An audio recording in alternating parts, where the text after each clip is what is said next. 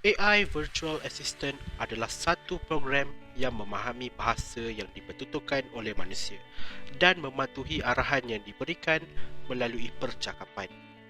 Arahan yang mampu diikuti oleh program ini meliputi menukarkan percakapan yang dituturkan oleh manusia kepada teks, membacakan mesej atau email, mengingatkan pengguna tentang temujanji dan menelefon seseorang. Berikut adalah sejarah perkembangan Virtual Assistant di dunia teknologi. Pada tahun 1961, syarikat IBM telah mengeluarkan IBM Shoebox yang boleh memahami lebih kurang 20 patah perkataan yang dipertuturkan oleh manusia. Kemudian, pada tahun 1990, syarikat Dragon telah mengeluarkan Dragon Dictate, iaitu Virtual Assistant pertama yang dikomersialkan. Pada tahun 2011, syarikat Apple telah mengeluarkan Siri versi beta dengan pengeluaran iPhone 4S.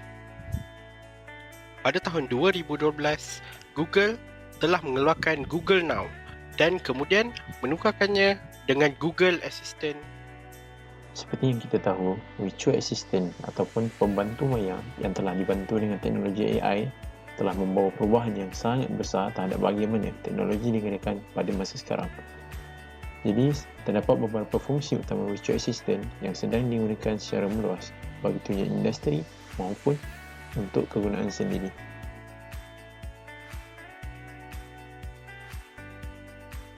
Secara amnya, kita tahu teknologi AI berfungsi sebagai otak sesuatu mesin. Teknologi ini berfungsi untuk menjadi pembantu peribadi yang dapat membantu untuk menyiapkan kerja-kerja mudah dengan hanya memerlukan minimal input daripada pengguna.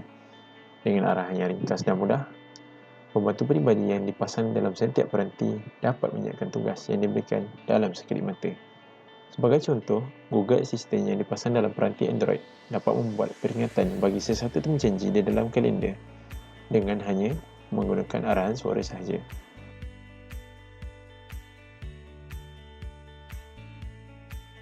Seterusnya, Virtual Assistant juga berfungsi untuk mengenal pasti suara yang dikeluarkan oleh pengguna kepada input yang boleh difahami oleh prosesor peranti. Dengan menggunakan algoritma khas yang telah dicipta, program ini dapat mengenal pasti setiap perbezaan huruf yang disebut melalui perbezaan graf frekuensi yang telah direkodkan melalui suara. Huruf yang kemudian diterjemahkan itu akan diterjemahkan lagi kepada arahan yang boleh difahami oleh peranti tersebut. Dengan fungsi ini, banyak manfaat lain telah dapat diteroka apabila fungsi ini telah diadaptasi bersama teknologi lain untuk digunakan dalam kehidupan.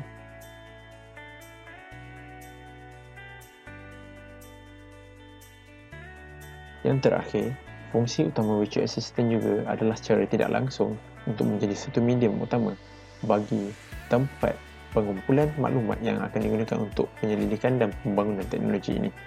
Segala input yang telah didapatkan dan direkodkan oleh teknologi ini menjadi input penting bagi pengkaji untuk menentukan apa yang boleh ditambah baik dalam sistem yang telah ada. Teknologi analisa big data yang semakin hari semakin banyak digunakan disebabkan kecakapannya dalam menganalisa data dalam jumlah yang besar. Kecakapan teknologi analisa big data telah menjadi pemangkin utama kenapa kaedah ini dipilih sebagai kaedah utama bagi penyelidikan dan pembangunan teknologi ini. Analisa input secara besar-besaran dapat membantu teknologi ini untuk lebih mengenali pola fikiran kasual manusia.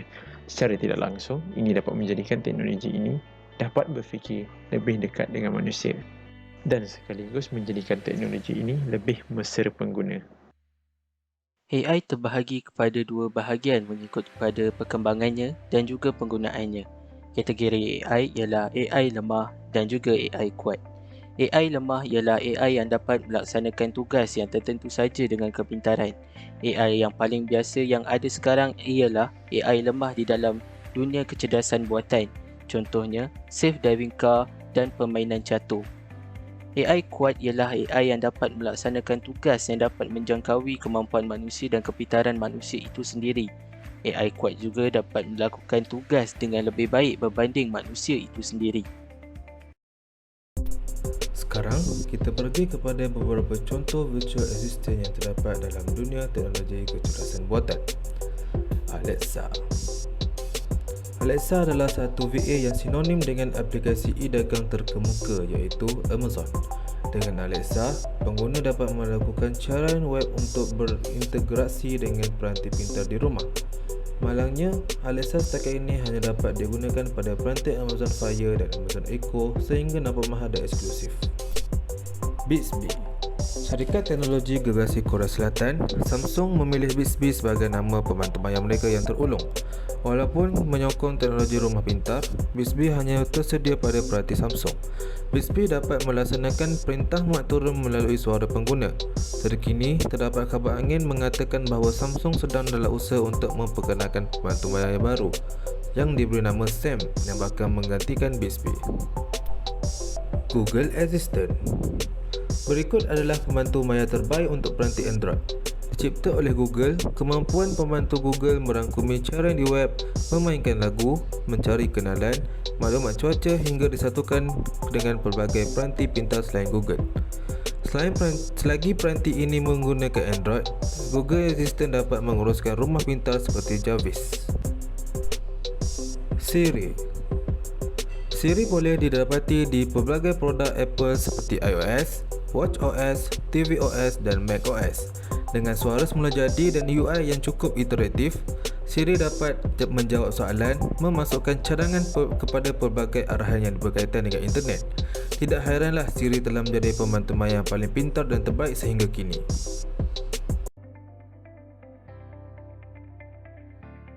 Teknologi AI telah memberi impak terhadap pelbagai isu seperti keselamatan, penyalahgunaan, pencerobohan data peribadi dan pembinaan AI di luar kawalan manusia.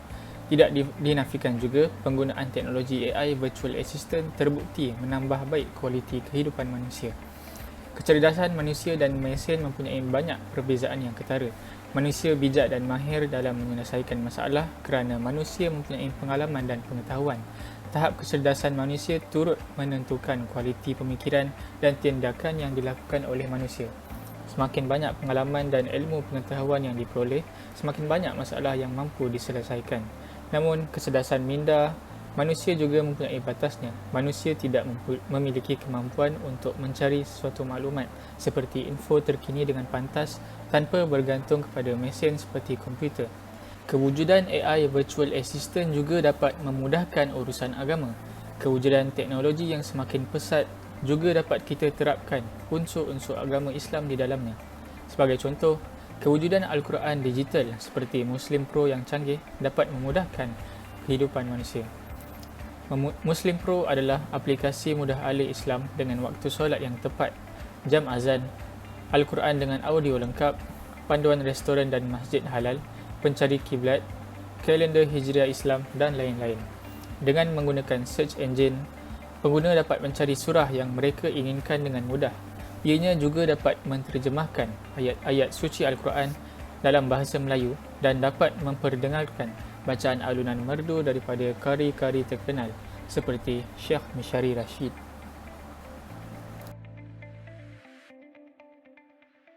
Kecerdasan buatan pada dasarnya adalah untuk memudahkan kehidupan sehari-hari manusia. Buktinya, kita dapat lihat beberapa teknologi kecerdasan buatan yang banyak memberi kemudahan kepada manusia dalam kegunaan harian, seperti pembantu maya ataupun virtual assistant, penggunaan Global Positioning System atau GPS dan memesan makanan secara online seperti Foodpanda dan GrabFood. Namun, semakin lama kecerdasan buatan berkembang, semakin ia menunjukkan taringnya. Kecerdasan buatan sedikit sebanyak telah menampakkan kesan kerosakannya jika pembangunan teknologi ini tidak terkawal. Di sini akan disertakan 3 fakta yang agak menakutkan terhadap peradaban manusia jika dunia tidak mengawal pembangunan dunia kecerdasan buatan ini.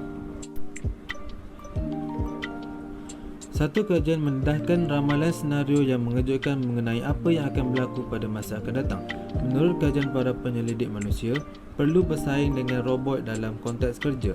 Perkembangan semasa menunjukkan bahawa teknologi robotik akan menggantikan kedudukan manusia untuk menyelesaikan pekerjaan selama-lamanya. Ini bermaksud peranan manusia akan mula dialihkan oleh robot. Lebih-lebih lagi, semakin banyak teknologi kecerdasan buatan yang membuat robot dapat melakukan banyak perkara yang dapat dilakukan oleh manusia. Jika manusia mahu terus bekerja, mereka mesti mengikuti kepantasan robot di tempat kerja yang bekerja tanpa penat dan ada rehat. Secara logik, semakin cerdas sesuatu teknologi kecerdasan buatan ini, semakin berkembanglah kemampuan yang boleh dilakukan teknologi ini. Pada mulanya, setiap teknologi kecerdasan buatan akan dimasukkan segala data dan program oleh para jurutera yang terlibat. Namun, semakin lama teknologi ini boleh melakukan pembelajaran sendiri ataupun self-learning dengan memproses daripada data yang telah ada. Sebagai contoh, robot Bob dan Alice yang telah ditutup oleh Facebook hanya kerana ia telah mencipta bahasa mereka sendiri untuk berkomunikasi. Risiko kepupusan yang berpunca daripada kecerdasan buatan adalah hipotesis bahawa kemajuan besar dalam kecerdasan buatan suatu hari nanti boleh menyebabkan kepupusan manusia atau beberapa bencana global yang tidak dapat dipulihkan. Dia berpendapat bahawa spesies manusia sekarang menguasai spesies lain kerana otak manusia mempunyai kemampuan tertentu yang tidak ada pada haiwan lain. Sekiranya AI menguasai kecerdasan manusia secara umum dan menjadi pintar cerdas, maka mungkin menjadi sukar atau mustahil bagi manusia untuk dikawal. Oleh itu, ramai tokoh terkemuka seperti Elon Musk dan Stephen Hawking menggesa agar sistem perkembangan teknologi kecerdasan buatan diberi batasan agar tidak terjadi hal-hal yang tidak diingini. Kesan-kesan positif AI adalah AI boleh membuka peluang untuk mencipta komputer yang lebih canggih yang boleh menyelesaikan lebih banyak masalah yang lebih kompleks. Ia juga dapat mewujudkan medium baru dan meningkatkan mutu interaksi antara manusia dan komputer. AI juga boleh memproses data dan informasi dengan lebih baik dan kemas. Selain itu, pertukaran maklumat ke pengetahuan akan lebih lancar dengannya penggunaan AI. AI juga dapat meningkatkan kecekapan kerja sehingga dapat mengurangkan jangka waktu untuk menyelesaikan tugas berbanding dengan manusia. Kesan negatif AI pula adalah kos pelaksanaan AI yang sangat tinggi dan usaha untuk membangunkan perisian AI adalah lambat dan mahal. Hal ini kerana tidak banyak pengatur cara atau programmer yang cekap tersedia untuk membangunkan perisian AI. Selain itu, salah satu kesan negatif AI juga ialah penciptaan robot yang akan menggantikan pekerjaan dan meningkatkan kadar pengangguran.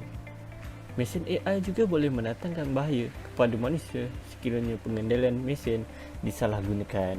Kesimpulannya, setelah beberapa tahun wujudnya AI, terdapat banyak kemajuan yang kita boleh nampak pada semua sektor. Namun, AI juga boleh menyebabkan keburukan kepada kita. Maka, ini adalah tanggungjawab kita dalam memastikan kita menggunakan teknologi ini untuk tujuan yang baik.